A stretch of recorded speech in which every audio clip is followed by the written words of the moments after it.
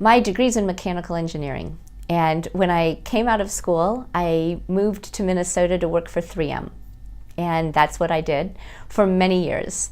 I worked in plants and I laid out plants. So that's probably why function is at the heart of what I do. I laid out warehouses all up and down the East Coast. So moving things in and out comes naturally to me.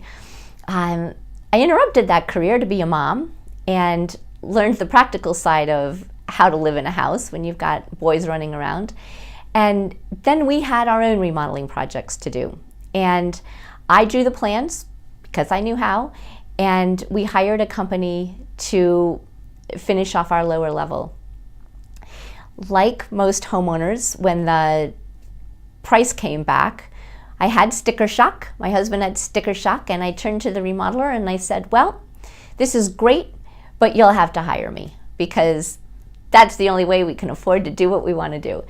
And the gentleman said, okay, we need a designer. So that's how I got started in this field.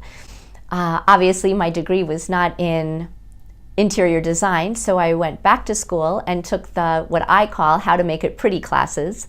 And I've been doing this ever since. I worked for a number of years for a design build company that kept designers on staff. And it was a phenomenal experience. The company was great. But I did find that I wanted to be able to provide a more holistic look at the space all around, which meant bringing in furnishings, artwork, window treatments, some of the things that aren't inherent in a remodeling project. And hence Sparrow and Stoll was born.